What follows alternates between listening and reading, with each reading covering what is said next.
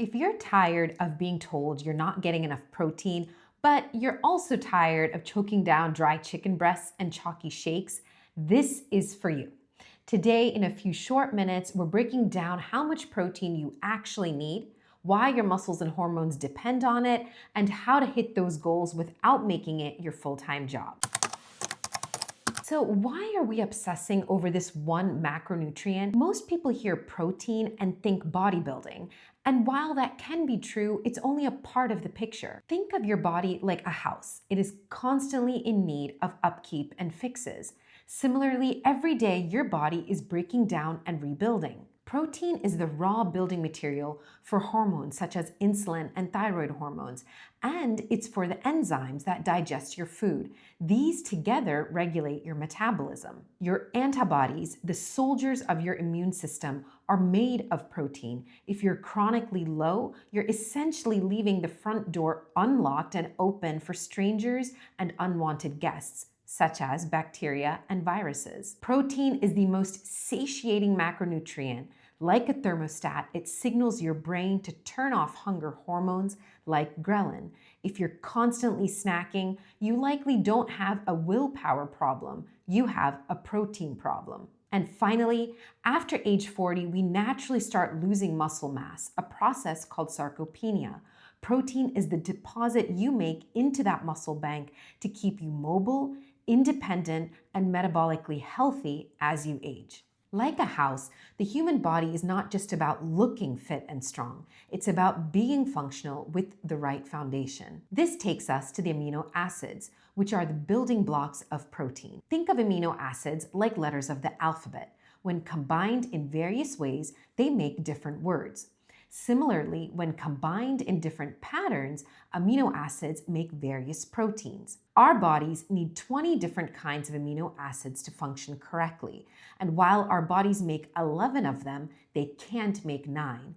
These are the 9 essential amino acids that we cannot produce on our own and therefore rely on dietary sources. This is why the quantity and quality of protein we get through our diet are critical to our health.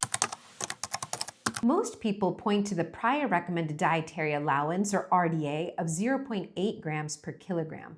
This is the bare minimum amount to prevent deficiency. In other words, this is the survival number. We don't want to merely survive, though. We want to thrive.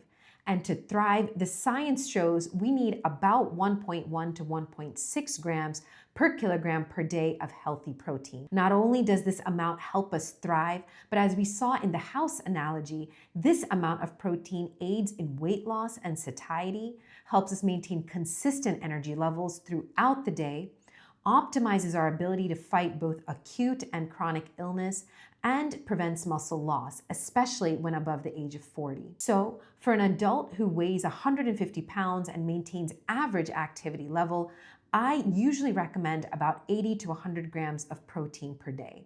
This is why we often hear the recommendation of 30 grams of protein per meal. Now, as a physician, I have to give you the clinical nuance because your optimal might look different than someone else's. If you have a pre-existing kidney condition or a complex metabolic health history, talk to your doctor before you start upping protein, since in CKD, the kidneys have to work harder to filter protein byproducts. On the flip side, if you're in a calorie deficit or you're an athlete or lifting heavy, your protein needs are likely higher. In any of these cases, work with your physician and see if consulting with a nutritionist would be beneficial for you. Stop thinking about protein as a separate dietary staple and instead view it as part of your whole food balanced diet.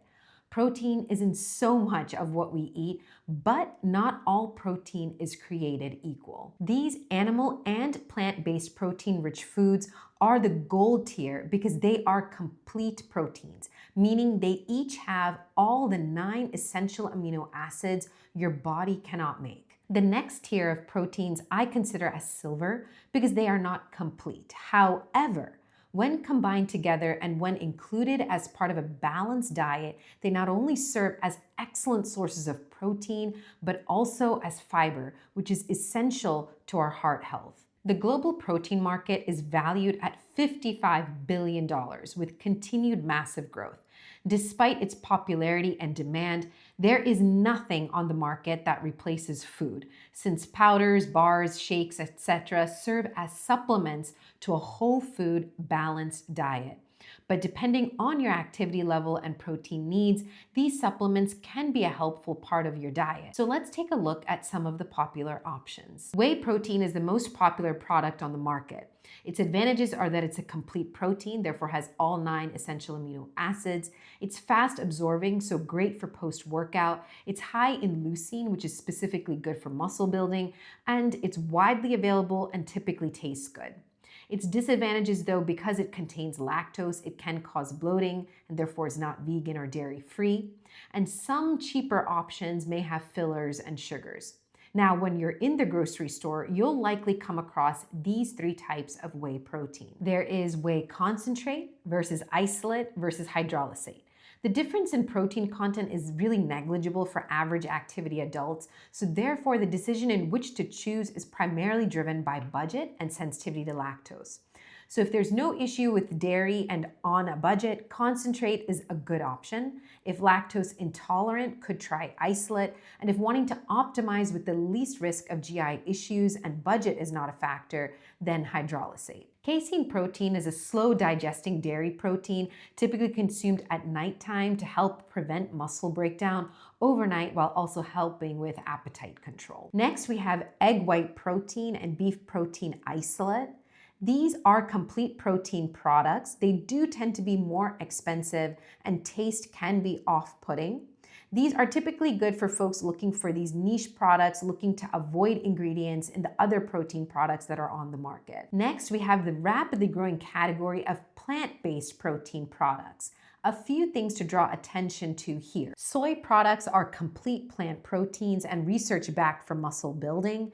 Hemp protein is also another complete plant protein, and although not ideal by itself for muscle gain due to its lower protein content, contains omega-3s and fiber.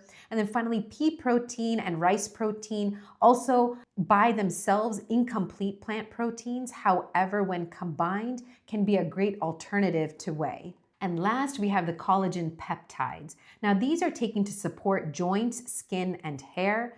However, they are not a complete protein as they are missing key amino acids. They are poor for muscle building and therefore not a primary protein source. Final thoughts on protein supplements. Many contain added sugars and artificial ingredients. Please make sure to read every label. And there are risk of contaminants in lower quality brands. I advise my patients to check reputable sites for product quality analysis and comparisons. Look for third-party testing. And remember, these are not a substitute for whole foods. Here's how you make this easy. Aim for 30 grams of protein 3 times a day. Visualize what 30 grams of healthy protein looks like.